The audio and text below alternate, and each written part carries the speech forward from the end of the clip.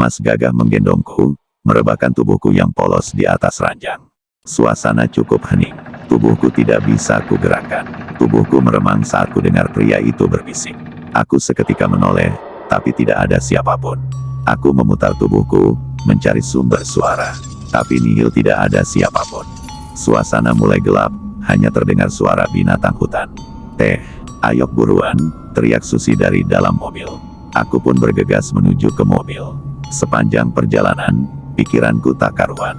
Memikirkan kejadian tadi. Siapa pria itu? "Teh, bengong mulu, baca doa teh." "Takut kesambet," celetuk Susi mengejutkanku. "Kamu apaan sih dek?" ketusku. Kami sampai sekitar jam 9 malam. Aku memilih langsung beristirahat, sebab tubuh terasa sangat lelah. Aku tidur di kamar belakang, sedang Susi tidur bersama sepupuku. Tiba-tiba aku terbangun karena ada suara seseorang memanggil namaku. Suaranya seperti ku kenali, tapi ada yang aneh saat aku bangun. Aku di mana? Aku yang keheranan mengamati keberadaanku saat itu. Aku bukan berada di kamar belakang rumah bibiku, tapi ini kan bangunan tua itu. Seketika aku merasakan ketakutan. "Jangan takut, sayang." Suara itu jelas ada di belakangku. Aku menoleh perlahan. "Mas, kamu kan yang..." Aku terkejut melihat siapa yang kujumpai. "Ya, ini aku. Panggil aku Mas Gagah," ucapnya lembut. "Kamu siapa? Kenapa aku di sini? Apa yang mau kamu lakuin?" tanyaku panik. Aku mundur perlahan saat Mas Gagah melangkah mendekat. "Satu-satunya," nanyanya. "Aku tidak akan menyakitimu," ujarnya tersenyum. "Baiklah, apa tujuanmu?" Aku mengatur nafasku. "Sejak awal melihatmu, aku jatuh cinta pada dirimu. Kau terlihat mempesona, Yeni." Jelasnya, aku masih mendengarkan, masih mencerna kata-katanya. "Lalu, apa maumu? Kamu siapa?" "Aku dan kamu sama-sama makhluk ciptaan Tuhan, tapi kita berbeda alam. Namun aku ingin berada di dekatmu. Ingin bersamamu," lanjutnya. Tubuhku kaku, aku tidak bisa bergerak. Mas Gagah mendekat, lalu dia mencium keningku. Aku terkejut dengan apa yang dia lakukan. Aku ketakutan, tapi tidak bisa berbuat apa-apa. "Aku akan menjagamu, memberikan kehangatan untukmu. Jangan khawatir, aku tidak akan melukaimu dan tidak ada yang bisa melukaimu," bisiknya.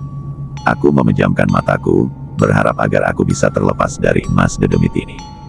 Tapi dia malah tersenyum, membuat aku tersipu. "Ni Dedemit malah senyum-senyum lagi," gerutuku. "Aku dengar apa yang kamu bicarakan," sahutnya. "Emang Mas dengar apa?" "Aku gak bilang apa-apa kok," ucapku. Entah mengapa seketika ketakutanku sirna karena sikap dan rupanya yang sama sekali tidak menakutkan. "Kamu bilang kalau aku ini Dedemit kan? Masa Dedemit ganteng kayak aku?" ujarnya sambil tertawarnya. "Ya ampun, kamu ini Demit kok pede bukan main. Cepet anterin aku pulang." "Gimana caranya?" celetukku. Tapi tiba-tiba Mas Gagah mendekat, sangat dekat. Bahkan hidung mancungnya mengenai hidupku. Jantungku berdegup kencang. Ingat sewaktu malam pertama dengan Mas Denny. "Kamu mempesona, aku menginginkanmu," bisiknya, membuat bulu kudukku meremang. Tiba-tiba perlahan Mas Gagah menyentuhku, mengamati wajahku dari atas sampai ke bawah. Dan tanpa kiduga, dia melucuti pakaianku. Aku lagi-lagi tidak bisa bergerak. Aku ketakutan. Aku hanya bisa pasrah, sebab aku tidak bisa apa-apa saat itu. Mas Gagah menggendongku, merebahkan tubuhku yang polos di atas ranjang. Suasana cukup hening. Tubuhku tidak bisa kugerakkan. "Kamu mau apa? Lepasin aku," teriakku. Dan kurasa itu hanya sia-sia. Malam itu terjadi begitu saja. Aku lihat tubuh Mas Gagah yang berotot itu berkeringat. Dia melakukan hal itu begitu mahirnya, lalu dia tersenyum manis. "Terima kasih," ucapnya. Tubuhku lemas tak berdaya, rasanya lebih melelahkan 10 kali lipat dari malam pertamaku dengan Mas Denny.